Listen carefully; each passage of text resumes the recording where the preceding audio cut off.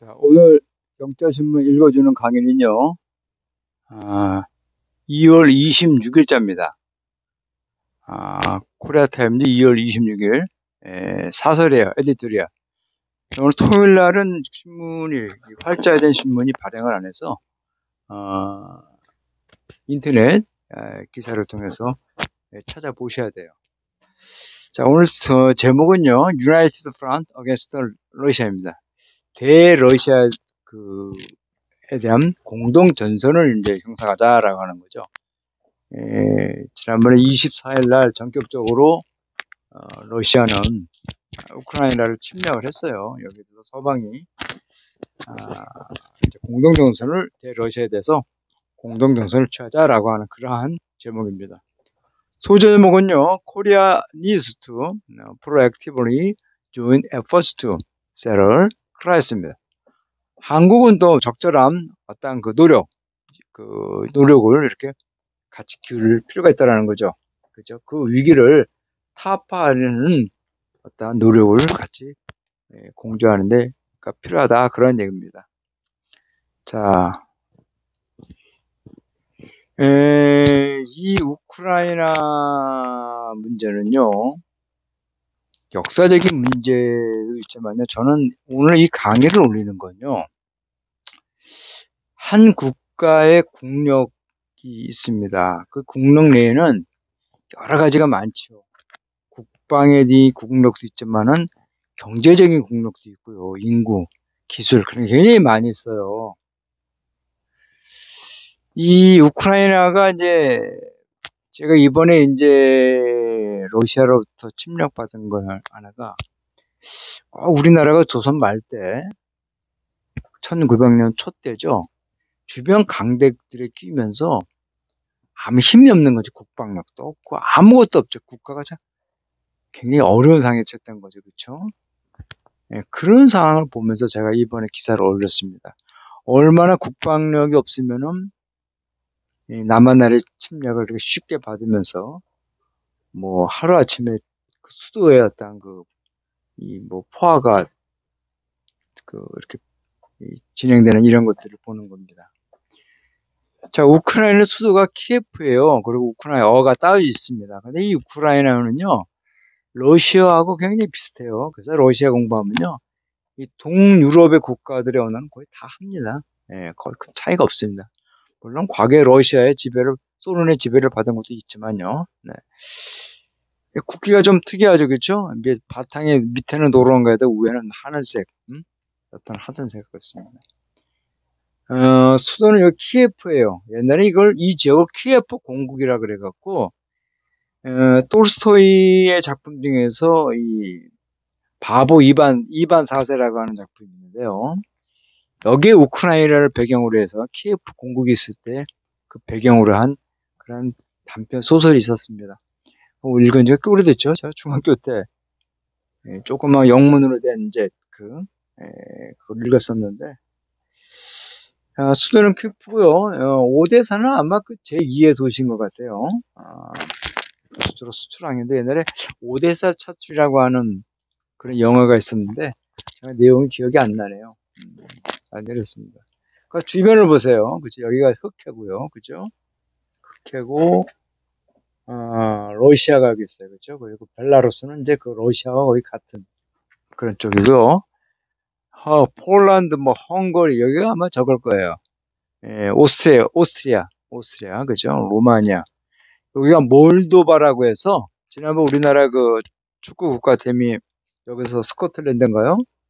하고 두 번의 경기를 가졌었죠. 여기가 몰도바입니다. 폴란드고요. 주변국의 침해를 많이 받았습니다. 저기서 받고 리투아니아는 저기 이쪽에 있는 것 같은데 리투아니아도 받긴 받았다래요. 그렇습니다. 여기가 지중해가 아니에요. 흑해요. 여기가 이제 크림반도인가 봐요. 기본적으로 그 서방 세계는요, 이 러시아를 막기 위해서 이 바다를 안 열어줍니다. 그런데 이 흑해는 나와봤자 이 지중해로 나오는 이쪽 선에서 막히기 때문에 아마 우크라이나에 대한 중요성을 잘 안 갖는 것 같아요. 그래서 우크라이나가 그 서방 쪽에 친서방 쪽에 붙어도 별로 그렇게 큰 관심을 안 갖는 것 같아요. 그러니까 이 대국인 러시아하고의 관계를 잘 하기 위해서 무엇인가 좀 이상한 협정을 하는 것 같아요. 그렇죠? 이렇게 해갖고 무슨 강이 하나 있어요. 강이, 그렇죠? 이거 강이 우크라이나를 그 동과 서로 나누는데 공업지역이 다 이렇게 동남부 지역에 있습니다. 이쪽은 다 이제 러시아의 주로 지배를 받는 민족들과 러시아와 어떤 언어를 쓰는 그리스 종교, 러시아 종교를 쓰는 그런 쪽이 좀 많아요. 자, 또 한번 볼까요? 예, 이게 지금 유럽 지도인데요. 이 에스토니아, 이거 보세요. 에스토니아, 라트비아, 리투아니아는요, 러시아의 구소련이 있을 때 여기서 독립된 나라죠. 그렇죠? 예, 벨라루시, 그렇죠? 이건 완전 러시아 쪽이고요. 우크라이나가 러시아가 생각하는 게 이거죠. 서방 세계하고 여기 지금 딱 붙어 있는데, 그렇죠? 이 완충지대가 하나 있어야 되는데 이 완충지대가 없다라는 거죠.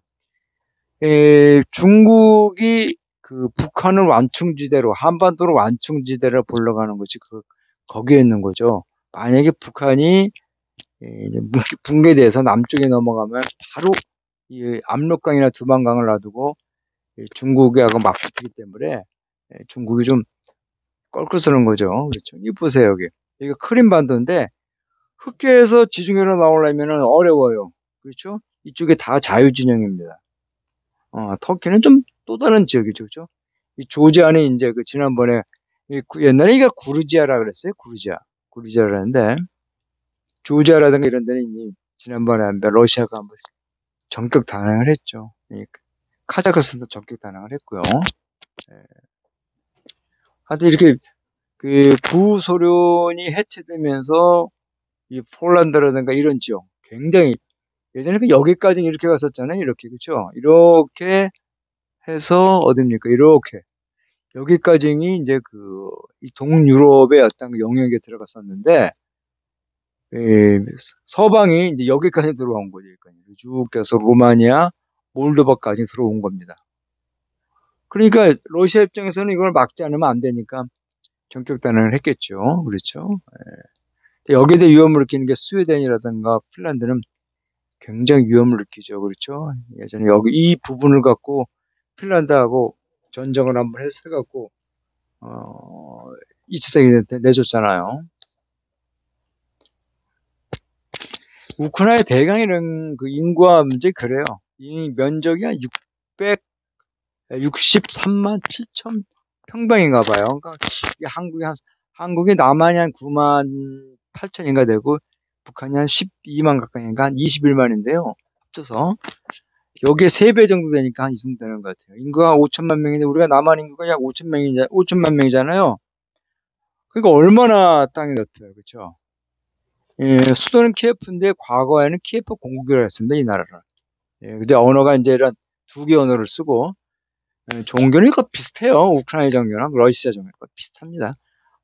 옛날에 그 로마 구교라 그러죠. 로마 카톨릭이 동로마 에, 동로마 제국이 이제 멸망하면서 첫 한 500년대 이들이 이제 그대로 러시아로 그냥 흡수됐죠. 그러면서 이들이 이제 정통적인 그 옛날 과거에 그, 이, 그, 그 캐톨릭 그 종교, 그죠. 그때의 종교를 그대로 유지하고 있는 거죠. 그렇죠. 그래서 지금의 서방에 쓰는 이탈리아, 로마에 쓰는 그 캐톨릭하고는 좀 틀린 그런 형태입니다. 아주 본래 아주 초창기 종교, 그러니까 2000년 예수가 있었던 때 그때의 종교 모습을 그대로 갖고 있는 그런 게 많이 남아있다 그럽니다. 이쪽 지역들이. 지금의 그 로마 캐톨릭은 많이 타락했죠. 세속화됐죠. 네. 이쪽은 아직까지 덜 그런가 봐요. 자꾸 이제 세속화돼 가는 것 같아요. 자, 키예프가 그렇습니다. 자, 내용을 한번 볼까요? 자, 보세요. 자, 러시아, 그렇죠? 러시아 launched a sweeping attack on Ukraine Thursday입니다. 러시아는 대규모적인 공격을요, 우크라이나에 대해서 했어요. 감행을 했어요, 지난, 목요일 날 했습니다. 24일이에요, 날이, 그죠?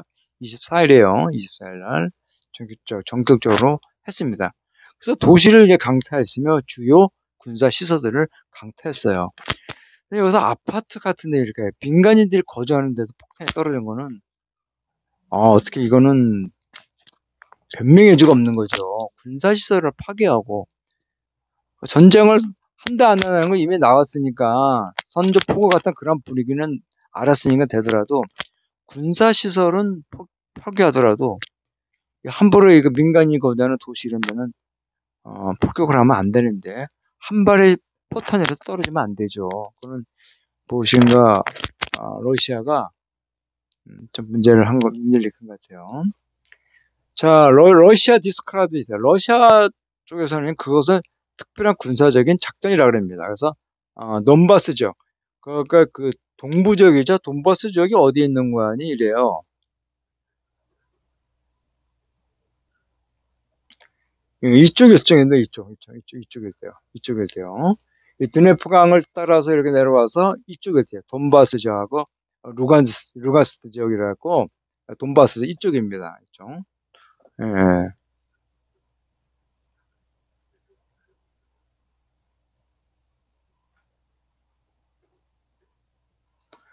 자, 그래서요. 그러나 그것은 분명히 전격적인 침략이라는 거죠. 그래서 그러한 전략전을 국제사회는요, 굉장히 거기에 관해서 이제 우려를 하고 있다는 겁니다. 자, 우크라이나 대통령 볼로드미르 제로스키는 마샬로라고 하는 것은 이제 계엄령이에요. 군정법이죠. 특별법입니다. 이런 것을 선언하고 after severe diplomatic ties with 러시아와의 어떤 그 외교 관계를 단절하며 한편 국제사회에다가 국제적인 원조를 신속한 국제정기를 콜리폰 요구를 했다 그럽니다.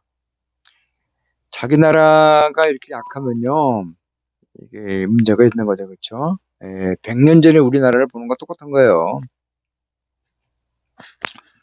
Russia takes clear violation of international laws, including the United States Charters and will fundamentally challenge the international order and the peace region that has taken the shape in the aftermath of the Cold War. 자, 러시아의 공격이 분명한 국제법 위반이에요. 유엔 헌장을 포함한 분명한 국제법 위반이고, 그리고 근본적으로 국제 질서에 도전을 하게 될 것이라는 거죠. 어쨌든 그리고 평화 체제죠. 국제 질서와 평화 체제. 그러한 국제 질서, 평화 질서가 냉전의 여파로 해서 형성된 거죠. 냉전의 여파로 해서 형성돼 이러한 질서에 근본적으로 도전을 하게 되는 거라 그럽니다. 그죠? 왜 그런가 하니 어떠한 나라를 침략을 한 거에 대해서는요. 유엔의 어떠한 그걸 받아야 되는데 이 소리는 안 했잖아요. 그러니까 근본적으로 국제사회에서 이미 이거 45년에 2차 세계대전이 끝나고 유엔에서 안보리의 그 5개국이 여기에 참석을 해서 여기서 해야 되는데 이걸 안 했다는 거죠. 그렇죠? 이건 분명히 질서를 깨트리는 겁니다. 어쩌면 있으니까 장교화라는 거죠.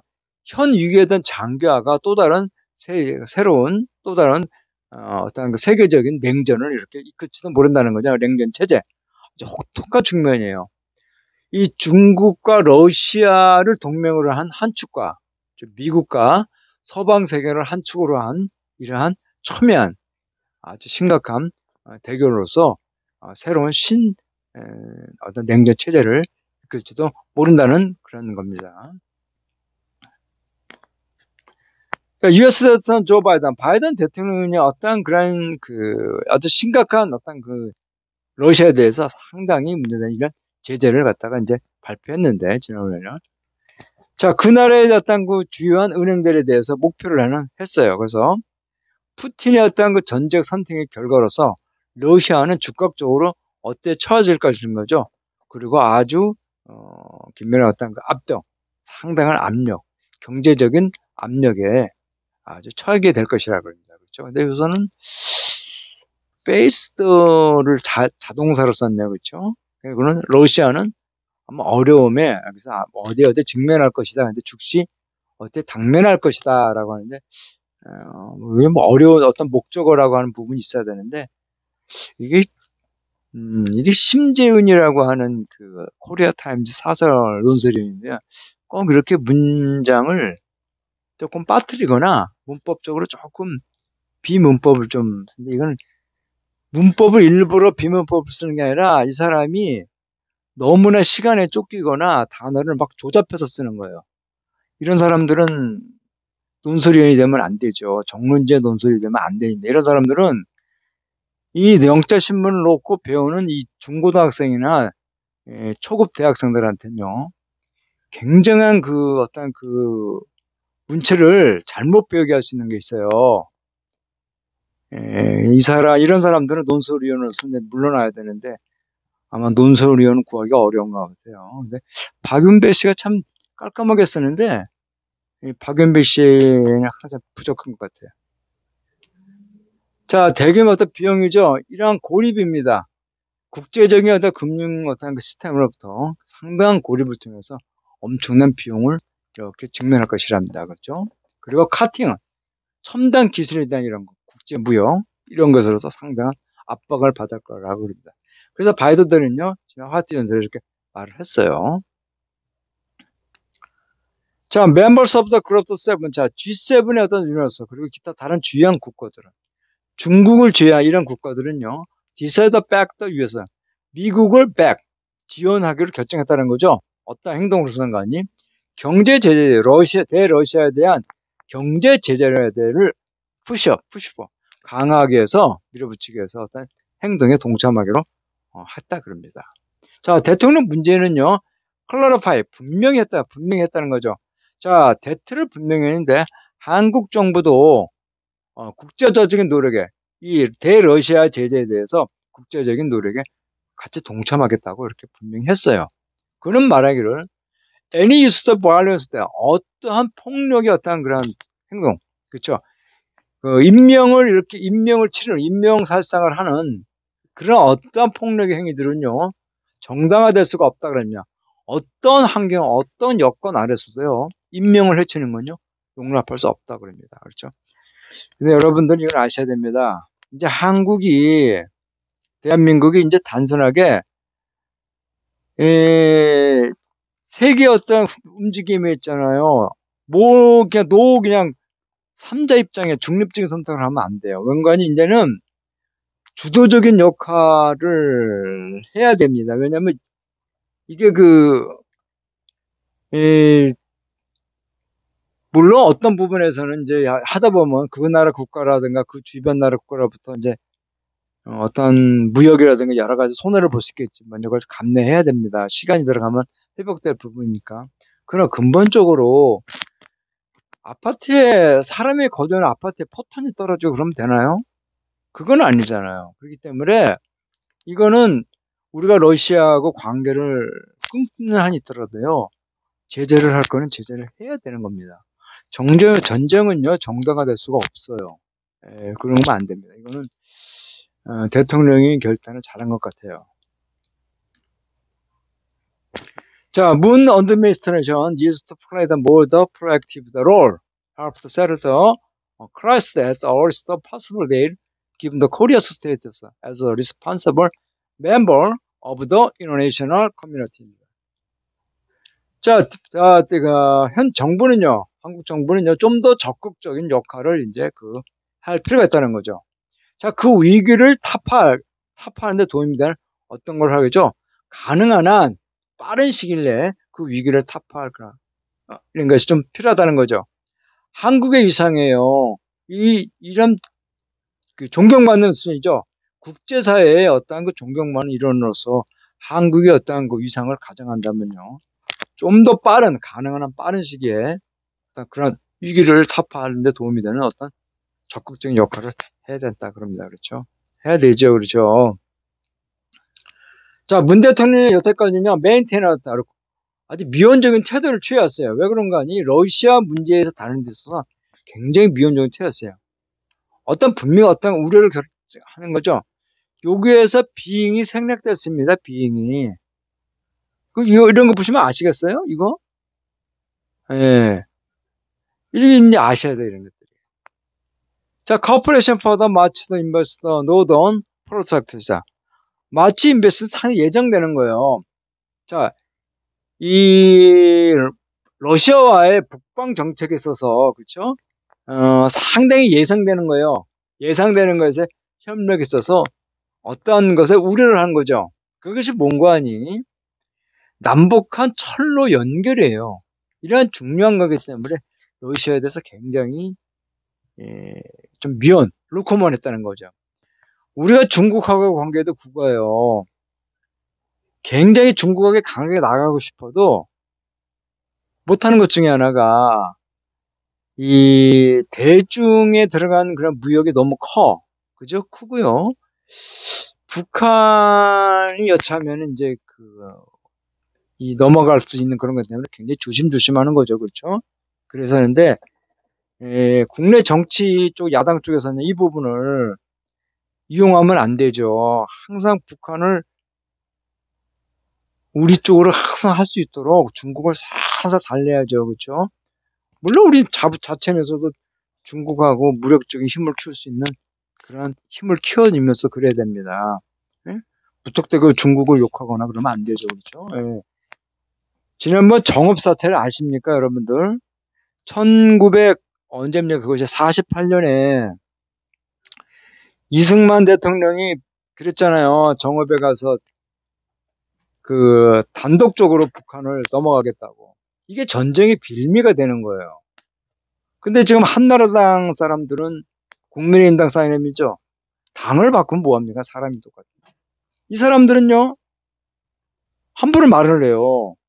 전쟁을 하면 안 되는데. 그러면서 지네들 아이들은 다 미국이라든가 유럽 쪽으로 다 피신시켜놓고 전쟁을 하는 식으로 어떤 강하게 뭘 밀어붙여요? 대중국을? 북한을요? 그러면 안 되잖아요.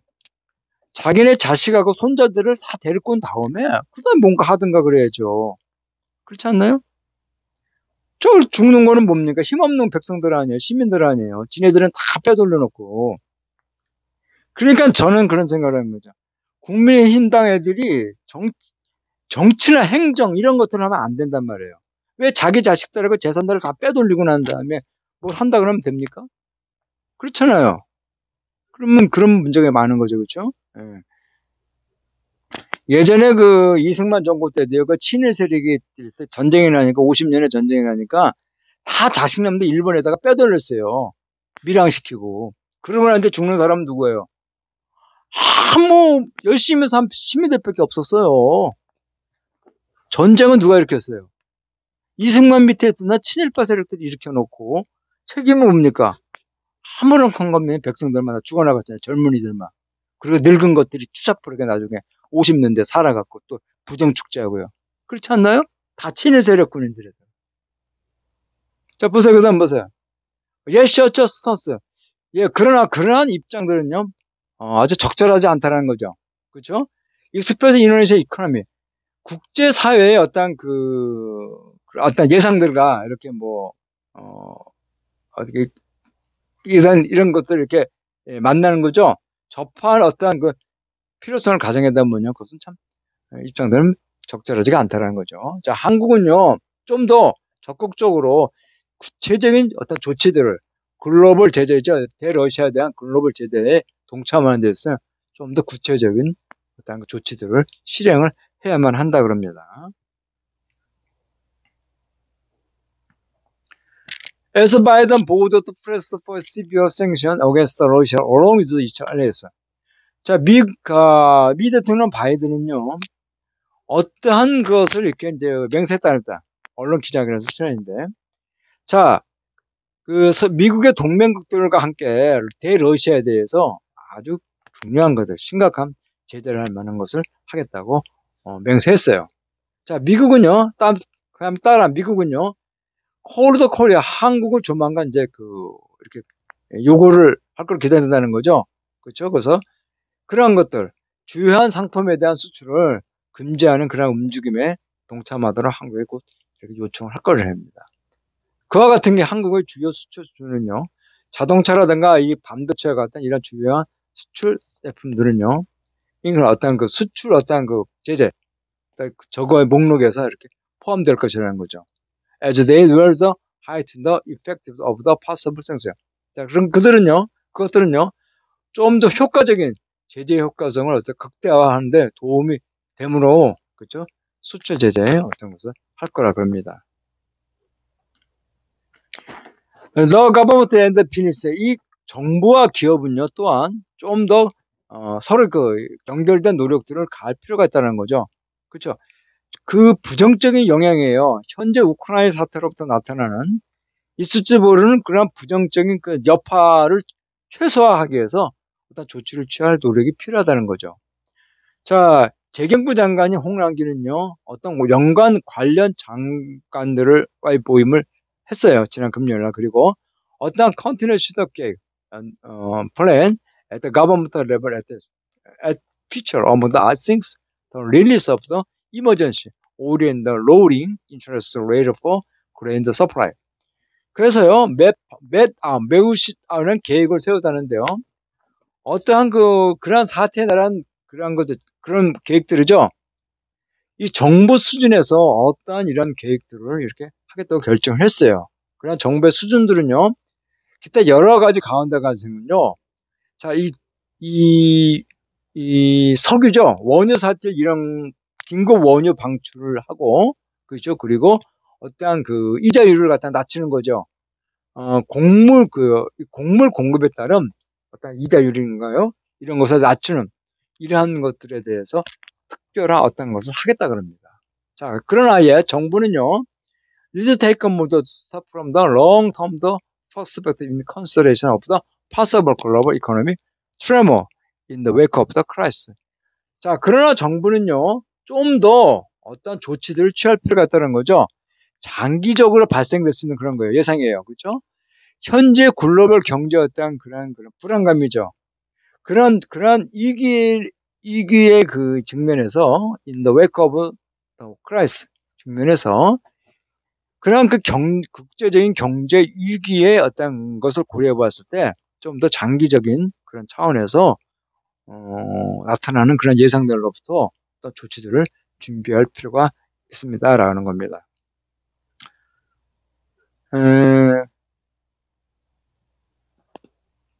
지금 이 러시아 사태가 이런 겁니다.